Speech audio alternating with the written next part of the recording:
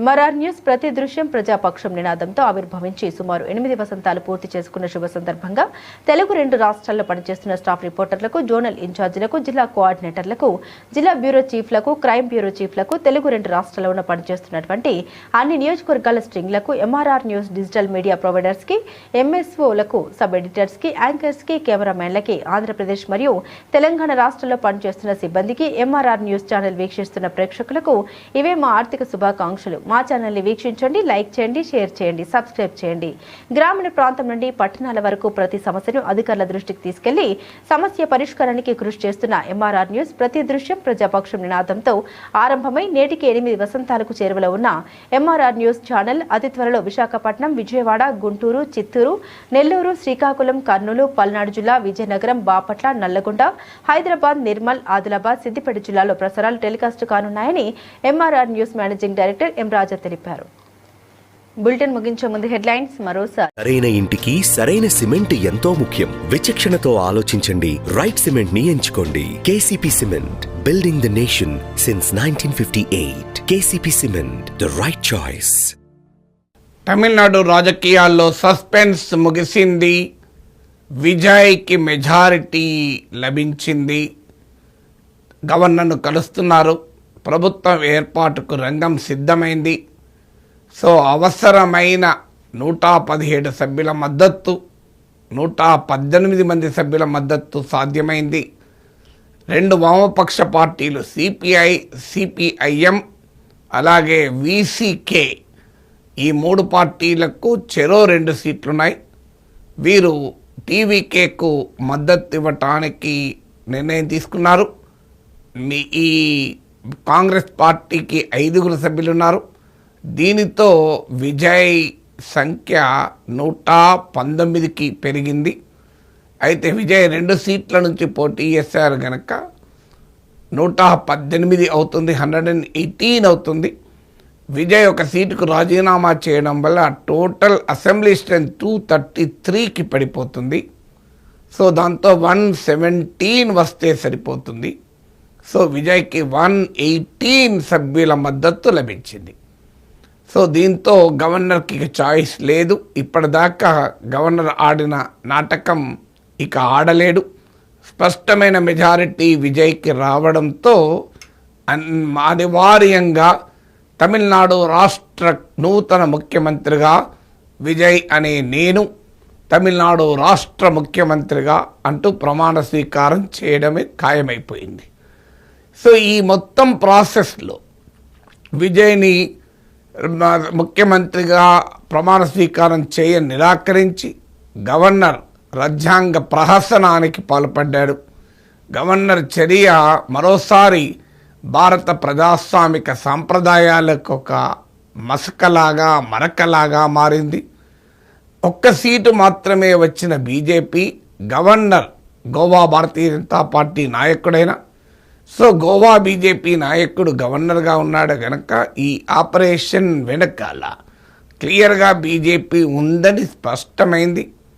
అవసరమైతే తాను రంగంలో ఉండకుండా తన ప్రాక్సీ అయిన ఏడీఎంకేను డిఎంకేతో కలిపి ప్రభుత్వం ఏర్పాటు చేయడానికి కూడా బీజేపీ దర్శకత్వం వహించింది. చాలా వేగంగా పరిణామాలు సంభవించాయి. బీజేపీ రాష్ట్ర అధ్యక్షులు ప్రకటించారు, బీజేపీ ఎవరు ప్రభుత్వం ఏర్పాటు చేసినా అందులో భాగస్వామి కాదు అని. కారణం ఏంటంటే ఏడీఎంకే బీజేపీతో తెగతెంపులు చేసుకోకుంటే డిఎంకే కలవడం సాధ్యం కాదు, లేదు టీవీకేతో ఏడీఎంకే కలవడం కూడా సాధ్యం కాదు. అందువల్ల బీజేపీ వ్యూహాత్మకంగా పక్కకు జరిగి ఏడీఎంకే అటు డిఎంకేతోనో లేదా టీవీకేతోనో కలవడానికి ఫెసిలిటేట్ చేసింది. రిమోట్ కంట్రోల్ ద్వారా తమిళనాడులో ప్రభుత్వాన్ని శాసించవచ్చు అని బీజేపీ జాతీయ నాయకత్వం ఎత్తుగడలు వేసింది. కానీ చివరకు ఆ ఎత్తుగడలు పారకముందే గవర్నర్ కుట్రలు ఫలించక ఫైనల్గా వామపక్షాలు వీసీకే చాలా వేగంగా నిర్ణయం తీసుకున్నాయి. ఎందుకంటే మొదట్లో కాంగ్రెస్ పార్టీ వెంటనే నిర్ణయం తీసుకొని విజయ్కి మద్దతునిచ్చింది. కానీ కాంగ్రెస్ పార్టీ చాలా విమర్శలు ఎదుర్కొంది. ఇండియా కూటమి దెబ్బతిన్నది. డిఎంకే తీవ్రంగా కాంగ్రెస్పై దాడి చేసింది. ఇండియా కూటమిలో కాంగ్రెస్ క్రెడిబిలిటీ పడిపోయింది. అఖిలేష్ యాదవ్ కూడా కాంగ్రెస్ పార్టీ చర్యల్ని ఖండించాడు. సడన్గా అప్పటిదాకా ఎన్నికల్లో డిఎంకేతో కలిసి పోటీ చేసి డిఎంకే మద్దతుతో గెలిచిన 5 ఎమ్మెల్యేలు ఎన్నికలైన వెంటనే కనీసం డిఎంకే నాయకత్వంతో సంప్రదించకుండా, కాస్త పరిణామాల కొరకు వెయిట్ చేయకుండా ఇమ్మీడియట్గా డిఎంకే అలియన్స్ నుంచి బయటికి వచ్చి టీవీకేకి మద్దతు ఇచ్చారు. కానీ వామపక్షాలు మొదటి నుంచి కాస్త కాషియస్ పాత్ర పోషించాయి. వామపక్షాలు ఏ స్టాండ్ తీసుకుంటే తన స్టాండ్ అదే అని వీసీకే ప్రకటించింది. వామపక్షాలు మేము డిఎంకేతో కలిసి పోటీ చేశాం, అందువల్ల డిఎంకే అలియన్స్లో మేము ఉన్నాము అని చెప్పారు. అదే సమయంలో విజయ్ని ప్రభుత్వం ఏర్పాటు చేయించాల్సిన బాధ్యత గవర్నర్పై ఉంది. గవర్నర్ చర్యలు రాజ్యాంగ విరుద్ధము, విజయ్ని ముఖ్యమంత్రి చేయాల్సిందే అని కూడా ప్రకటించాయి. సో దానితో ప్రాసెస్ మొదలైంది. చివరకు వామపక్షాల ముందు ఆప్షన్ ఏంటి? ఒక ఆప్షను టీవీకే, విజయ్ బీజేపీ వ్యూహాలకు బలై ఏడీఎంకేతో కలిసి ప్రభుత్వాన్ని ఏర్పాటు చేసి పరోక్షంగా తన ప్రభుత్వ రిమోట్ కంట్రోల్ను ఏడీఎంకే ద్వారా బీజేపీ చేతిలో పెట్టడం ఒక ఆప్షన్. వామపక్షాలు దాన్ని ఎట్టి పరిస్థితుల్లో అంగీకరించవు. ఇక రెండవ ఆప్షన్ ఏంటి? డిఎంకే ఏడీఎంకేలు కలిసి బీజేపీ ఫార్మల్గా ఏడీఎంకేతో దూరమైనట్టు కనిపించి ఏడీఎంకే డిఎంకేల ద్వారా తమిళనాడులో ఇండైరెక్ట్గా తాను అధికారంలో ఉండడం. సో డిఎంకేనే ఏడీఎంకేతో కలవటానికి సిద్ధపడినప్పుడు లెఫ్ట్ డిఎంకేను వదిలేసి విజయ్తో కలవటానికి తప్పుపట్టే అవకాశమే లేదు. అందువల్ల వామపక్షాలు కాస్త ఓపిక పట్టడం వల్ల కాంగ్రెస్ పార్టీ ఎదుర్కొన్న క్రెడిబిలిటీ క్రైసిస్ను వామపక్షాలు ఎదుర్కోలేదు. అందుకంటే బీజేపీ ఆపరేషన్ స్పష్టమైంది. డిఎంకే ఏడీఎంకేలు కలవటానికి సిద్ధపడిన ఒక విచిత్ర పరిస్థితి తమిళ ప్రజల ముందుకొచ్చింది. గవర్నర్ ఆడుతున్న రాజకీయ నాటకాలు ప్రజలకు అర్థమయ్యాయి. ఇక పరిస్థితి ఏంటంటే వామపక్షాలు వీసీకే తీసుకునే నిర్ణయమే రాష్ట్ర రాజకీయాల్ని ప్రభావితము చేసే పరిస్థితికి వచ్చాయి. ఆ సమయంలో వామపక్షాలు ఆలస్యం చేయకుండా వీసీకేతో కలిసి విజయ్కి మద్దతు ఇవ్వాలని నిర్ణయించాయి. అంటే డిఎంకేకు ద్రోహం చేసినట్లుగా కాకుండా అదే సమయంలో బీజేపీ వ్యూహాలు ఫలించకుండా ఉండేందుకు ప్రజల తీర్పు విజయ్కి అనుకూలంగా ఉంది గనక ప్రజల తీర్పును రాజ్భవన్ వేదికగా గవర్నర్ కూనీ చేస్తుంటే, రాజ్యాంగాన్ని ప్రహసనంగా మారుస్తుంటే దాన్ని అడ్డుకునేటువంటి అవకాశం లెఫ్ట్కు వీసీకేకు లభించాయి. ఫైనల్గా లెఫ్ట్ వీసీకే మద్దతుతో విజయ్ ప్రభుత్వాన్ని ఏర్పాటు చేస్తున్నారు. మరి ఈ స్థాయిలో అసలు ఒక్క ఎమ్మెల్యే మద్దతు బొటాబొటి అంటారే, ఆ పరిస్థితుల్లో ఆయన ప్రభుత్వాన్ని నడపగలుగుతాడా? సో బహుశా అది ఇబ్బంది కాకపోవచ్చు. ఎందుకంటే ఇంత ప్రహసనం జరిగాక డిఎంకే ఏడీఎంకేతో కలిసే సాహసము చేయకపోవచ్చు. ఎందుకంటే డిఎంకే మొదట్లో చాలా స్టేట్స్మెంట్ లాగా వ్యవహరించింది. స్టాలిన్ ప్రకటించాడు, మేము 6 నెలలు సమయం ఇస్తాం, మేము ఈ ప్రభుత్వాన్ని ఏర్పాటు చేయనిస్తాం అంటూ విజయ్కే అవకాశం ఇవ్వాలని కూడా డిఎంకే కోరింది. సో స్టాలిన్ చర్యలను సోషల్ మీడియా అభినందించింది, సమాజం చాలామంది అప్రిషియేట్ చేశారు, కాంగ్రెస్ పార్టీ కూడా అప్రిషియేట్ చేసింది. అభిషేక్ సింగ్ మాన్వి ఇదొక స్టేట్స్మెంట్ తరహా రియాక్షన్ అని. కానీ సడన్గా డిఎంకే చివరకు ఏడీఎంకేతో కలవటానికి సిద్ధపడింది. మొదట్లో ఏడీఎంకే ప్రతిపాదనను డిఎంకే రిజెక్ట్ చేసింది.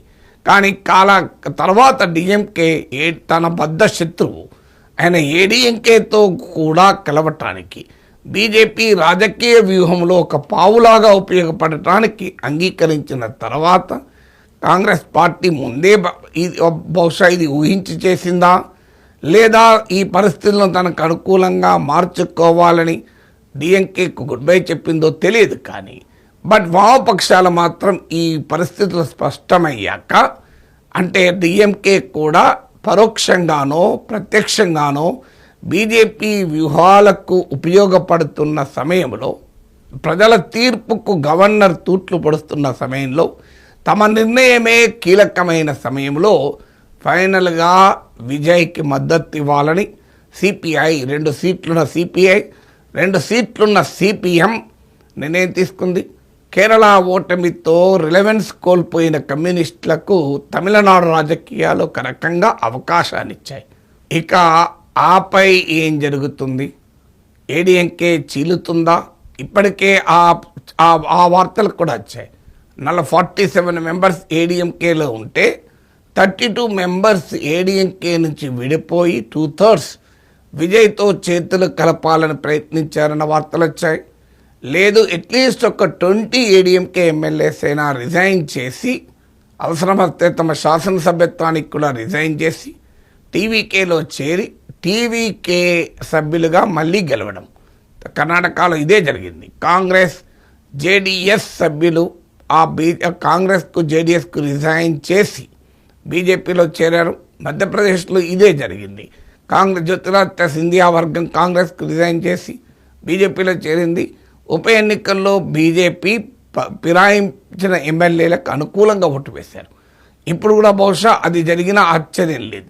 ఎందుకంటే ఏడీఎంకే అంతకు ముందు 20 సీట్స్లో ఆ సీట్లో గెలవడం వేరు. ఇప్పుడు మారిన రాజకీయ పరిస్థితుల్లో విజయ్ ప్రభంజనం చూశాక, విజయ్ ముఖ్యమంత్రి అయ్యాక వచ్చే ఉప ఎన్నికలు వేరు. కొంతమంది ఓడిపోవచ్చు, కానీ ఎక్కువ మంది గెలిచే అవకాశం కొట్టిపారే కర్ణాటకలో మధ్యప్రదేశ్లో జరిగినట్టుగా. అదే జరిగితే విజయ్కి మరింత మెజారిటీ పెరిగే అవకాశం కూడా ఉంది. ఫిరాయింపుదారులను తీసుకున్నట్టు కాకుండా ప్రజాస్వామిక రాజ్యాంగ పద్ధతిలో భాగంగా అనైతికంగా రాజకీయం అనైతికమవుతుందంటే అది వేరే విషయం. రాజకీయాలన్నీ అనైతికమే, ఎవరు నైతికంగా ఉన్నట్టు. కానీ సో కనీసం ఆ మేరకైనా వాళ్ళు రిజైన్ చేసి మా పార్టీలో చేరారు, బై ఎలక్షన్లో గెలిచారు అని చెప్పుకోవటానికి అవకాశం ఉంటుంది. ఇప్పటికైతే విజయ్ ముఖ్యమంత్రిగా ప్రమాణ